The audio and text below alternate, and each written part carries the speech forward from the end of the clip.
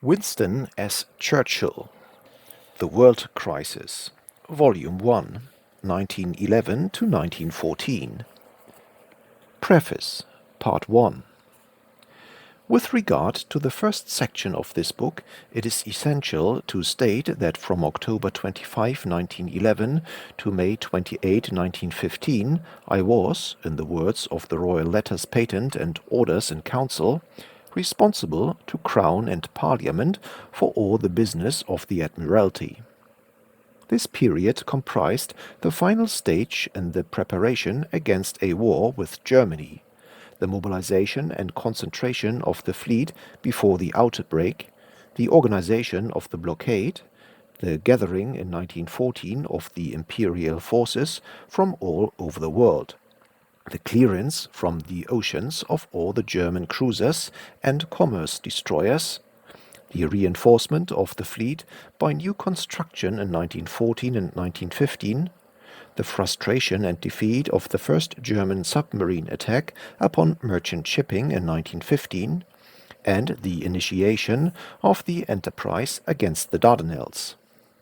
It was marked before the war by a complete revision of British naval war plans, by the building of a fast division of battleships armed with 15-inch guns and driven by oil fuel, by the proposals, rejected by Germany, for a naval holiday, and by the largest supplies till then ever voted by Parliament for the British fleet. It was distinguished during the war for the victories of the Heligoland Bight, of the Falkland Islands and the Dogger Bank, and for the attempt to succour Antwerp. It was memorable for the disaster to the 3 cruisers off the Dutch coast, the loss of Admiral Cradock's squadron at Coronel, and the failure of the Navy to force the Dardanelles. 8 years had passed since I quitted the Admiralty, and I felt it both my right and my duty to set forth the manner in which I endeavored to discharge my share in these hazardous responsibilities. In doing so, I adhered to certain strict rules. I made no important statement of fact relating to naval operations or Admiralty business, on which I did not possess unimpeachable documentary proof. I made or implied no criticism of any decision or action taken or neglected by others, unless I could prove that I had expressed the same opinion in writing before the event. In every case where the interests of the state allowed, I printed the actual memoranda, directions, minutes, telegrams, or letters written by me at the time, irrespective of whether these documents had been vindicated or falsified by the march of history and of time. The only excisions of relevant matter from the documents were made to avoid needlessly hurting the feelings of individuals, or the pride of friendly nations. For such reasons, here and there sentences were softened or suppressed. But the whole story is recorded as it happened, by the actual counsels offered and orders given in the fierce turmoil of each day. The principal minutes by which Admiralty business was conducted embody in every case decisions for which, as the highest executive authority in the department, I was directly responsible, and are in all cases expressed in my own words. I am equally accountable, together with the First Sea Lord at the time, for the principal telegrams which moved fleets, squadrons, and individual ships, all of which, unless the contrary appears, bear my initials as their final sanction. If, in the great number of decisions and orders which these pages recount, and which deal with so many violent and controversial affairs, mistakes can be found which led to mishap, the fault is mine. If, on the other hand, favorable results were achieved, that should be counted to some extent as an offset. Where the decision lay outside my powers and was taken contrary to my advice, I rest on the written record of my warning. Should it be objected that in any of these matters, many of them so highly technical, a landsman and layman could form no valuable opinion, I point to the documents themselves. They can be judged as they stand. But lest, on the other hand, it should be thought that I am seeking to claim credit which is not mine, it must be remembered that throughout this period I enjoyed the assistance, loyal, spontaneous, and unstinted, of the best brains of the Royal Navy, that every treasure of every branch of the Admiralty and the fleet was lavished upon my instruction, and that I had only to apply my own reason and instinct to the arguments of those who I believe stood in the foremost rank of the naval experts of the world. Part 2. In the first section of this account I had a long and varied tale to tell, nor was it possible to avoid dealing with many episodes of peace and war necessarily exciting dispute. Still, the broad and enduring results were crowned with success, and there was praise and honor for all concerned in their achievement. The second section deals with a year of ill fortune to the cause of the Allies. Brilliant opportunities presented themselves in vain. Grave mistakes were made, and losses were incurred, measureless in their pain. The assignment and the division of the responsibility for these events is a task at once difficult and invidious. Moreover, I was for a time an actor exercising an influence or even an authority, sometimes decisive and often potent, upon the unfolding of the tragedy. I was brought by the convictions I held and the course I took into unyielding conflict with two of the most honored and famous war figures of our national life, Lord Fisher and Lord Kitchener. Both are now silent forever, yet my contention persists, nor could I without insincerity, without concealment, without a woeful surrender of the truth as I see it, fail to make that contention good. I disclaimed in my original preface the position of the historian. It is not for me, with my record and special point of view, to pronounce a final conclusion. That must be left to others and to other times. But I have set forth what I believe to be fair and true, and I present it once more as a contribution to history, of which note should be taken together with other accounts. I cannot expect to alter the fixed and prevailing opinions of the war generation.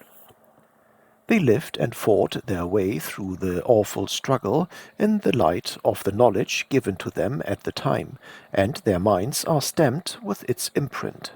All I ask is that this account shall also be placed on record and shall survive as one of the factors upon which the judgment of our children will be founded.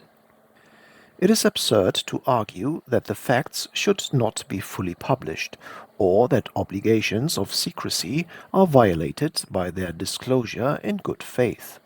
Thousands of facts have been made public and hundreds of secret matters exposed. A whole library, for instance, has sprung into existence about the Dardanelles campaign and the circumstances which led to it. All the principal actors have told their stories, and many minor ones. Lord Fisher has published 2 volumes in which may be read not only his official memoranda, but even the full record of his personal interventions in the secret discussion of the War Committee. Lord Kitchener's biographer has printed whatever documents he considered necessary to the case he was unfolding, including even extracts from my own cabinet papers. Sir Ian Hamilton has published in the fullest detail his records and diaries. Major General C.E. Corwell, Director of Military Operations at the time, has written what purports to be a history of the Dardanelles. The official naval historian and the official historian of the Commonwealth of Australia, with access to every form of secret information, have traversed the whole ground, dealing with every episode and quoting or summarizing every important order or telegram for which I was answerable, and all other confidential papers which they considered relevant. The Royal Commission of the Dardanelles has issued its lengthy and searching report. There are many other works of importance and repute in the English language alone, professing to deal authoritatively with the whole subject. Upon me, more than any other person, the responsibility for the Dardanelles and all that it involved was cast. Upon me fell almost exclusively the fierce wartime censures of press and public. Upon me alone, among the high authorities concerned, was the penalty inflicted, not of loss of office, for that is a petty thing, but of interruption and deprivation of control while the fate of the enterprise was still in suspense. In these circumstances it was my intention to set forth the facts as they were known to me without bitterness, but without compunction, seeking no offence, but concealing no essential. It was certainly not my purpose to shift or shirk my responsibility, or to set upon other shoulders burdens which are my own. On the contrary, as will be seen, I accepted the fullest responsibility for all that I did and had the power to do. I took also my share for the unforeseeable consequences of these actions. But I wished to define and recount exactly what that share was, and what those actions were, and to do this not in the easily turned language of the aftertime, but as far as possible in the actual operation orders and counsels given by me at the time and before the event. Concerning the more general aspects of the war on which this second section touches, I was equally conscious of running counter to many established opinions, to the dominant military doctrines of those days, and to some extent to the naval performance. I never therefore expected to do more than submit the convictions by which I was actuated, and in which I still reside, to the consideration of my countrymen. I could not ask them to share my views. I was content that they should know them. Part 3. Turning now to the final section of this work, I wish to point out that in dealing with a field so wide as that of the last 3 years of the World War, a highly selective process was necessary. I tried to find and follow the stepping stones of fate. I set myself at each stage to answer the question, what happened and why? I sought to guide the reader to those points where the course of events was being decided, whether on the battlefield, in a conning tower, in council, in parliament, in a lobby, a laboratory, or a workshop. Such a method is no substitute for history, but it may be an aid both to the writing and to the study of history. I had many and varied opportunities of learning about the war. During the first 5 months of the period which this section covers, till May 1916, I commanded a battalion in the line at Plug Street. Thereafter, until July 1917, I was occupied in Parliament, and also in defending my conduct as First Lord of the Admiralty before the Statutory Commission of Inquiry into the Dardanelles expedition. In both these periods I was closely in touch with some of the leading personalities, military and civil, who were conducting British affairs, and also to a lesser extent with those similarly placed in France. I was therefore able, though in a private station, to follow with attention political and military incidents. In July 1917 I became Minister of Munitions in Mr. Lloyd George's administration, and thus for the last 17 months of the war I was responsible for supplying the Army and Air Force with all their war material. I deemed it of interest to record before they faded the impression and emphasis of various episodes, so far as I was personally able to appreciate them. Many years have elapsed since the events in this account were ended. Almost all the actors, admirals, generals, prime ministers, foreign secretaries, chancellors, even sovereigns and presidents in the victorious or vanquished states have told their tale, and a gigantic library upon the Great War is already in existence. The official histories of the leading powers march out steadily volume after volume. There is therefore no lack of materials to check and amplify personal recollection. I have been greatly struck in my reading during recent years with the enormous superiority of French war literature and criticism to anything that has appeared in England. Not only is the quantity of authoritative works far greater, but their quality and knowledge is incomparably higher. An immense number of brilliantly written books by responsible persons have enabled the French public to form an instructed view upon the whole inner conduct of the war in its military and political aspects. As far as I can judge, an even greater activity of publication and discussion has taken place in Germany. And there again, all the material facts and documents have been disclosed through one channel or another.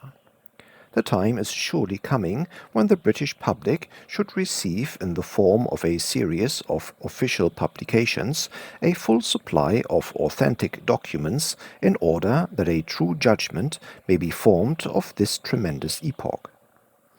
In the meanwhile, I confined myself to printing textually only documents which I had written myself and for which I was personally responsible, or those which had already been published by others here or abroad.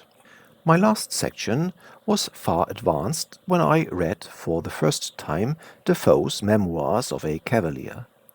In this delightful work the author hangs the chronicle and discussion of great military and political events upon the thread of the personal experience of an individual.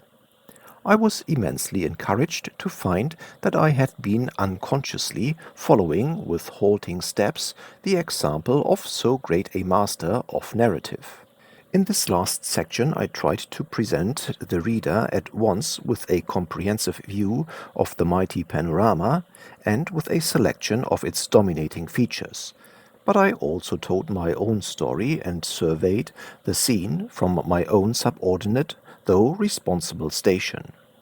My own doctrines on the methods of waging war and the action or advice for which I was accountable have been the target for many criticisms set forth in books by writers of high professional authority. I was glad to be able to unfold my ideas by means of authentic documents written by me during or before the event. I hope that the result will stimulate yet further reflection upon the prodigious cataclysm which has shattered and reshaped our life and the world we live in. I desire once again to express my thanks to those who assisted me by reading the proofs and advising on technical matters, and I respect their wish for anonymity. Finally, I have made it plain, though it was scarcely necessary, that for all the expressions of opinion and statements of fact which this work contains, I am alone responsible. They do not profess to represent the official views of the military departments, and they in no way committed the government of which I was a member to endorsement or agreement. They constitute a personal judgment and record of events which now belong to history. Winston S. Churchill.